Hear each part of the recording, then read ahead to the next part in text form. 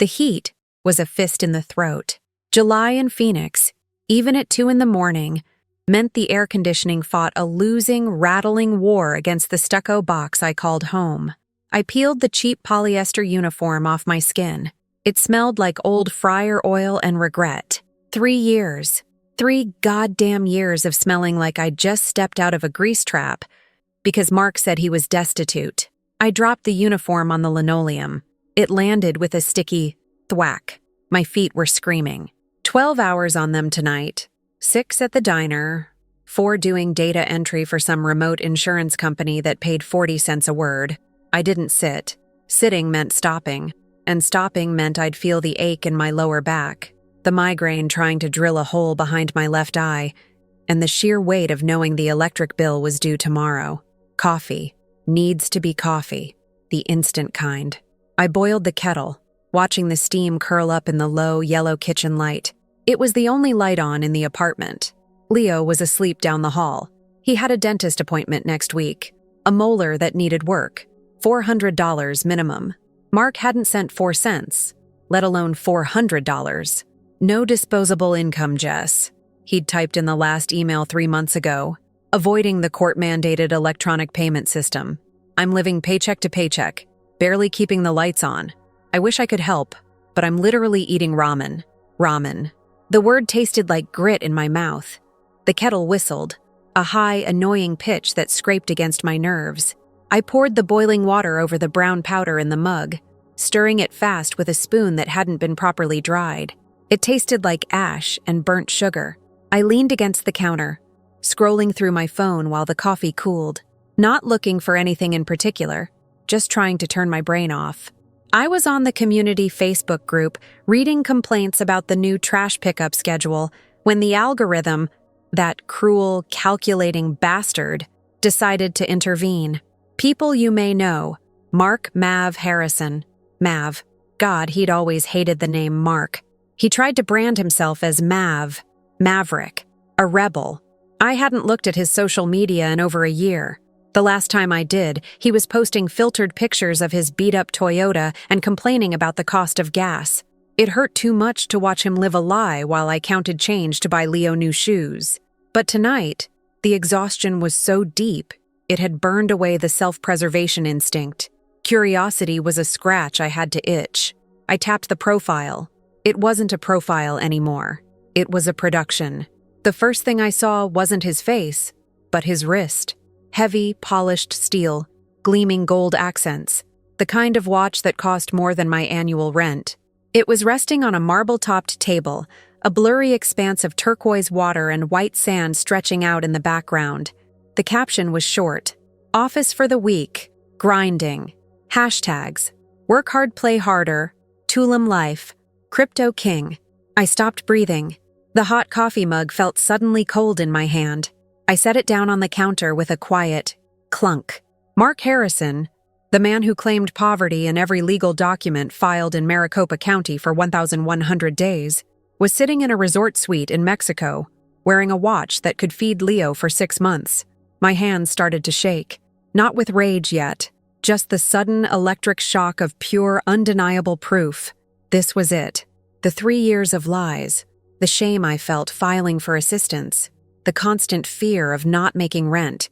It was all condensed into one single, high-definition photograph of a shiny wrist. I clicked on the photo. It was Instagram. Mark Mav Harrison now had a blue check mark. Verified. 1.2 million followers. 1.2 million.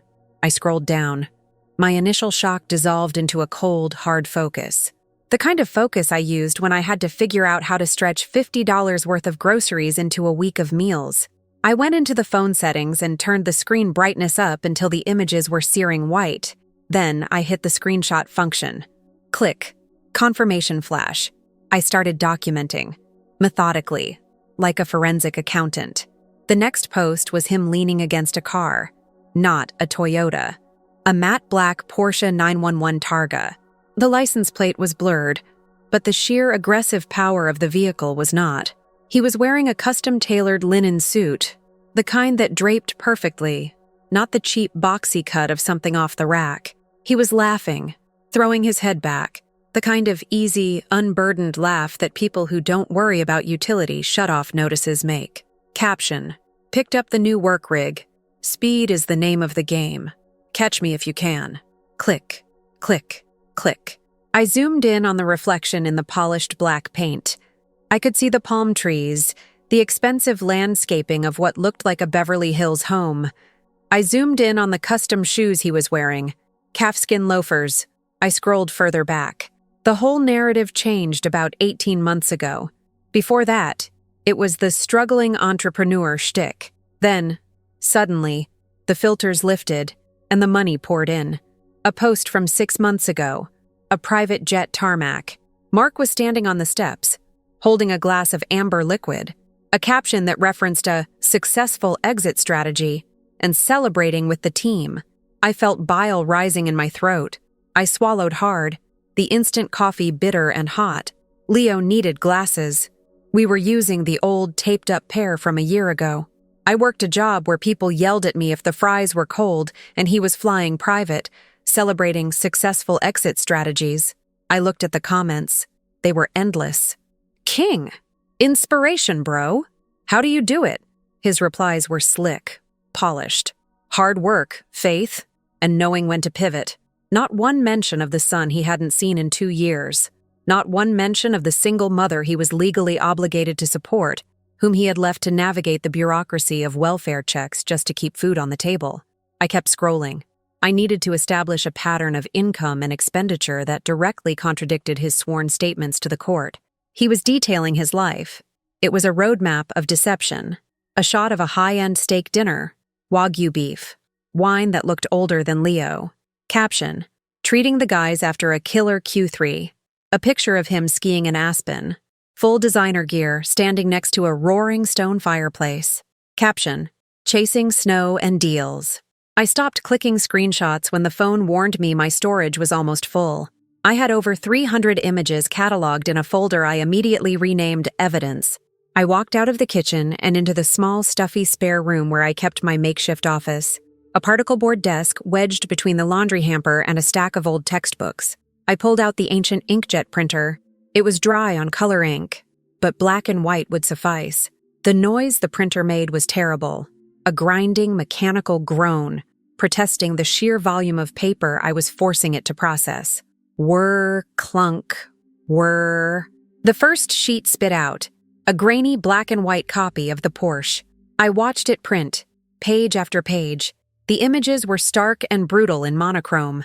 The luxury was still there, stripped of its color and shine, making the hypocrisy even more raw.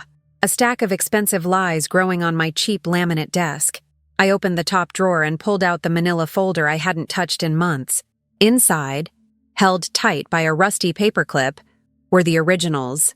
The court order for child support, dated 3 years and 2 months ago. The contempt of court warnings. And Mark's last official affidavit, filed 6 months ago, swearing under penalty of perjury that his income was below the federal poverty line, citing unforeseen business reversals and severe personal debt. I laid his affidavit next to the stack of printed Instagram posts. I picked up the affidavit. I ripped it cleanly down the middle, then across, dropping the pieces onto the floor. It was a meaningless piece of paper now. The real story was on the desk. I sat down at the keyboard, my fingers flying. I wasn't tired anymore. The exhaustion had been replaced by a surging, white-hot clarity. This wasn't just about the money now. This was about 3 years of believing I was the failure, the one who couldn't cope, while he played a millionaire on the internet. I pulled up the name of the family attorney who had handled the initial filing, Ms. Davies. I started composing the email. Subject: motion to show cause. New and definitive evidence of fraudulent income reporting. I typed out the body quickly, coldly. No emotion, just facts. Ms. Davies, I apologize for the late hour. I have just obtained irrefutable proof that Mark Harrison has committed perjury regarding his income. I have attached a 25-page PDF detailing his current lifestyle, including evidence of high-value assets, Porsche 911, international travel, Tulum, Aspen, and his self-professed viral success as a crypto king with 1.2 million followers. This directly contradicts his sworn statement of destitution.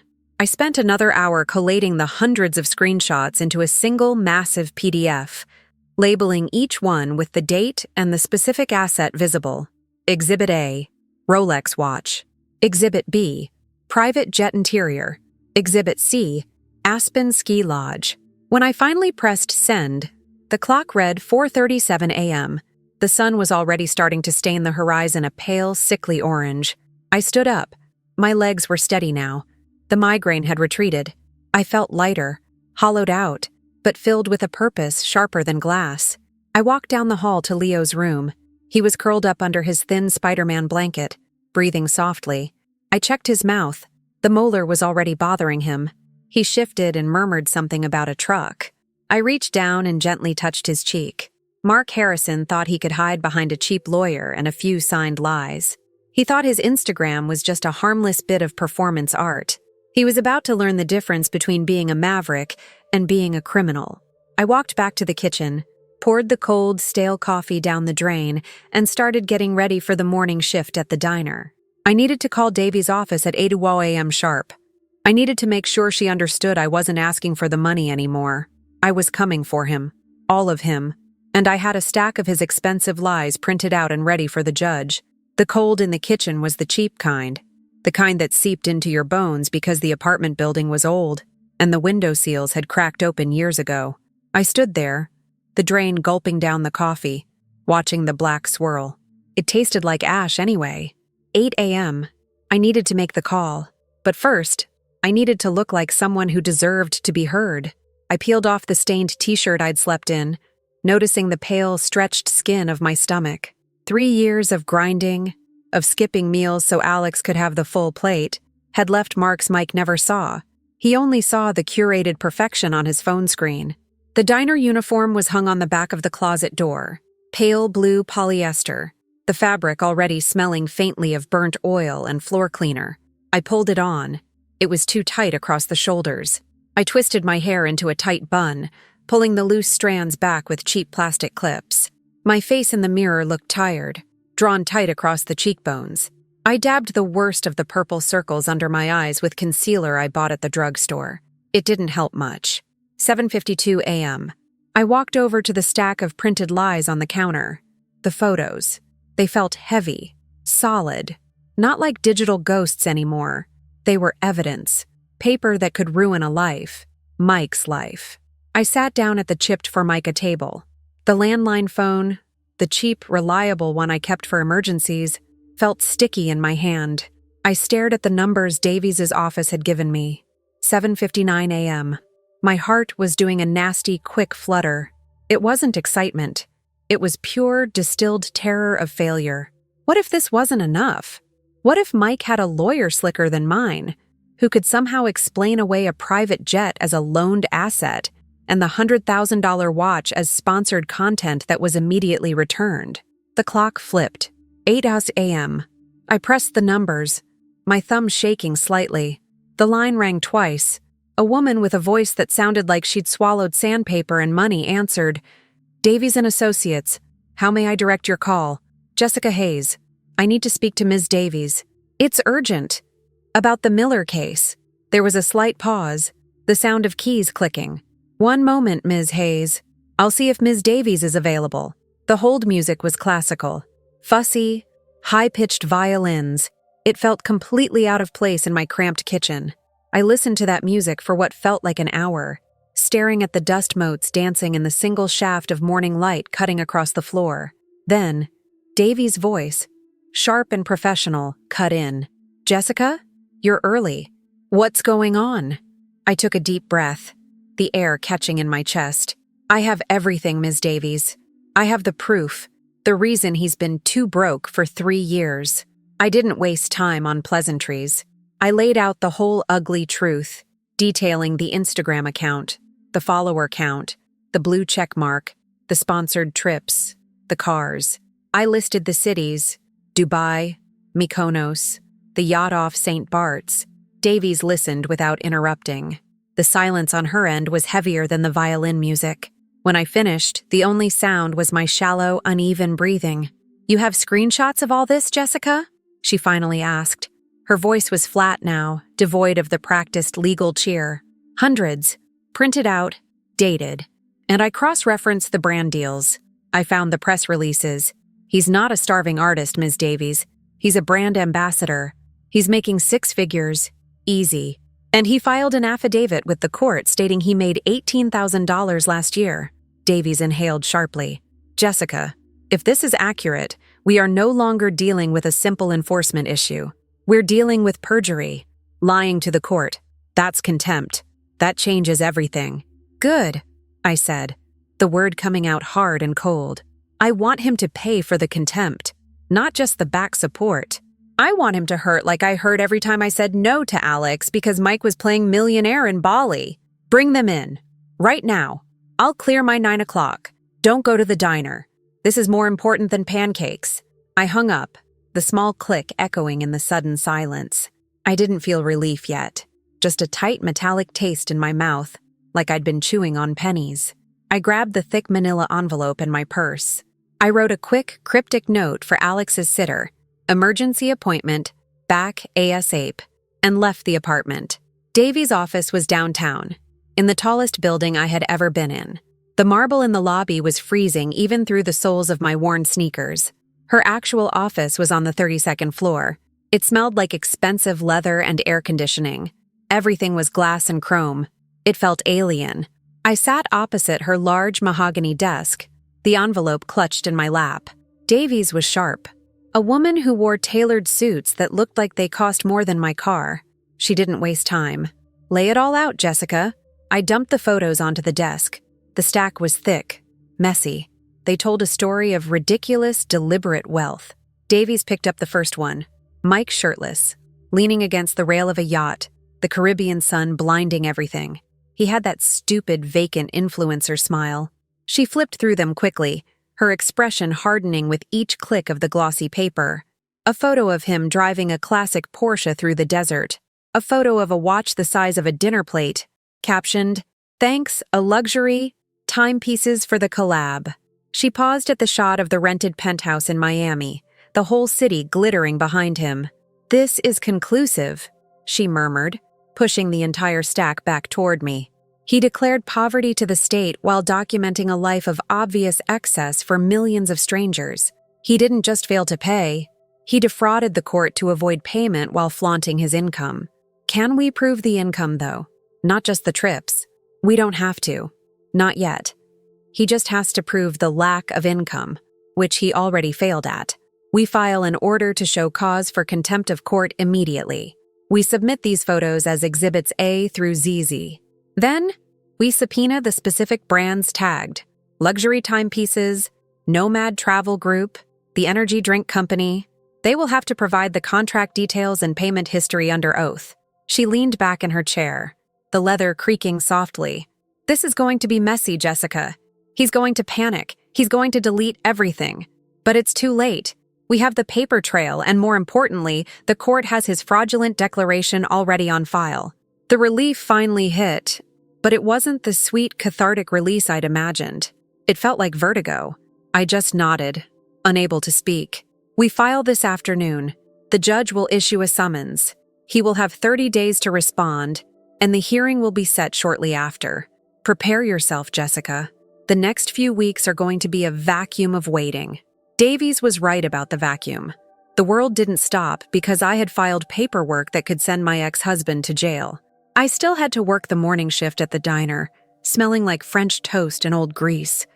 I still had to rush to the bookstore job at night, shelving books until midnight, my feet aching in the stiff leather boots. But now, everything was under a layer of unreality. I kept checking Mike's Instagram. Davies advised against it, said it would just stress me out, but I couldn't stop. I needed to see his collapse unfold in real time. For 2 weeks, nothing changed. He posted a video from a resort pool laughing, talking about living your truth and manifesting abundance. He was completely oblivious or completely arrogant. Then, the summons hit. The 3rd week, the post stopped, abruptly. The blue checkmark remained. The follower count was stable, but the feed went dead. Then, the panic started. He deleted the last 10 posts, then the next 20. He was scrubbing the evidence, digitally sweeping the floor after the bailiffs had already picked up the gold coins. I watched, cold satisfaction spreading through me, as the history of his supposed wealth vanished. The yacht photo went.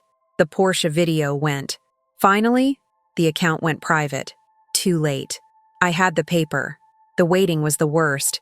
It was a physical ache, a permanent tension headache behind my eyes. I couldn't sleep properly. I would wake up at 3 a.m. and pace the apartment, the cheap carpet scratching the soles of my feet. I chain-smoked menthols on the fire escape, watching the city lights smear the dark sky, thinking, is this it? Is this finally the end of the poverty cycle he put us in? I lost 5 pounds that month. My uniform hung looser. Alex noticed. Mommy, are you okay? You look tired. I always smiled and lied, saying, I'm just working hard, honey. Almost done. The courtroom was old. Not grand, just old.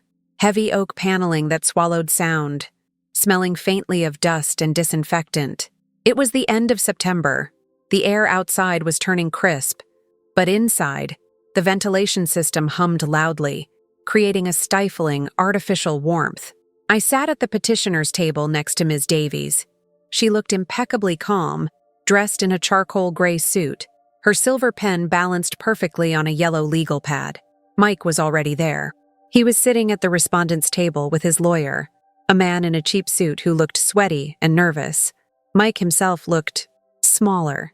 He was wearing an expensive, dark suit, definitely not the rags he wore the last time he was here, 3 years ago, when he claimed he was couch surfing, but his face was tight.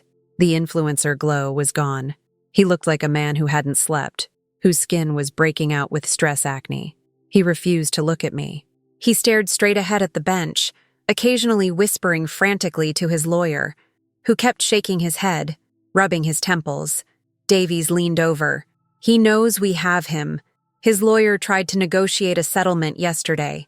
Back support plus interest. I told him no. We proceed with the contempt charge. I nodded, my mouth too dry to speak. Then, the clerk called the case. Hayes versus Miller. The judge, Judge Thompson, entered the room. He was a stocky man in his late 60s, white hair thinning, wearing spectacles low on his nose. He didn't look impressed by anyone or anything. He sat down, the leather of his chair groaning softly. We are here on an order to show cause. Respondent Michael Miller. Why you should not be held in contempt of this court for failure to adhere to the standing child support order dating back to 2021, and for suspected perjury regarding your financial disclosure forms, Judge Thompson stated, his voice a low, even rumble. Mike's lawyer, Mr. Jenkins, stood up, clearing his throat nervously. Your Honor, we fully admit that Mr. Miller is currently delinquent in his payments, and we are prepared to offer a lump sum payment of all arrears plus interest. Davies stood up, smoothly interrupting. Objection, Your Honor. The issue is not merely the arrearage, which stands at $48,000, but the deliberate, sustained fraud perpetrated against this court for the sole purpose of avoiding parental responsibility. Judge Thompson raised a hand, stopping both lawyers. He looked directly at Mike.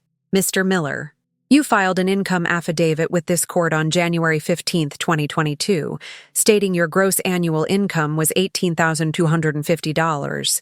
Is that correct? Mike swallowed hard. His voice was a pathetic rasp.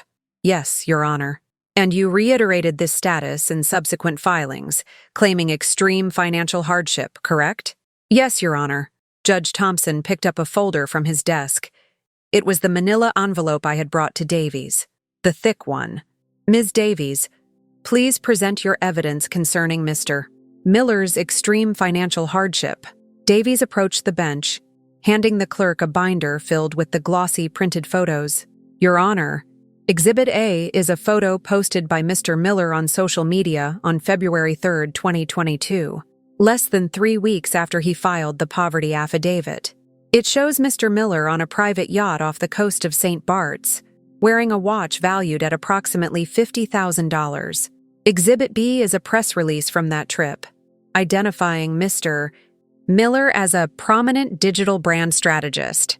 Davies continued. reading the evidence list like a grocery receipt. She listed the sponsored trips, the brand deals, the leased luxury cars, the numbers she cited, the cost of the watch, the estimated value of the sponsorships were cold, brutal. Mike's face was turning a sickly shade of gray. His lawyer was slumped in his seat. Judge Thompson was silent as he flipped through the glossy photos. He held up a picture of Mike standing in front of a neon-lit backdrop, holding a bottle of champagne with a 4-figure price tag. He didn't look at the picture for long. He just laid it on the bench, perfectly flat. Then, he looked from the picture to the $18,450 affidavit and then back at Mike. "Mr. Miller," the judge said slowly, his voice dropping an octave, "are you telling this court that this entire elaborate production, the private jets, the high-end apparel, the international travel, is not income? That this is merely a hobby?" Mike stammered, trying to sound confident. "Your Honor, that is all borrowed. It's part of the performance of the job. It's not realized income. It's a performance?" Judge Thompson interrupted, cutting him off with the clean slice of a guillotine. He didn't raise his voice. That was the scariest part. "Mr. Miller, you are an adult. You are a father. You have sworn under oath multiple times that you are indigent, forcing Ms. Hayes to carry the entire financial burden of your child for 3 years, while you were actively advertising a lavish lifestyle to millions of strangers." He didn't wait for an answer. He picked up his gavel, but he didn't slam it yet. "The court finds the respondent, Michael Miller, in willful and sustained contempt of court. The evidence of fraud against the court is overwhelming." He leaned forward, his eyes fixed on Mike. "The contempt requires immediate action. Mr. Miller, you are ordered to pay the full arrearage of $48,000 immediately. You are also immediately liable for all of Ms. Hayes' legal fees, totaling $12,500. Furthermore, given the documented income capacity, the child support obligation is retroactively increased to $2,500 per month, beginning 3 years ago.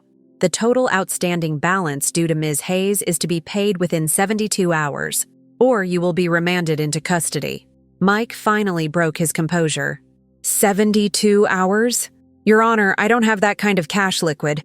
"Then you will liquidate your assets," Judge Thompson said flatly, the gavel finally striking the wood with a deafening final crack.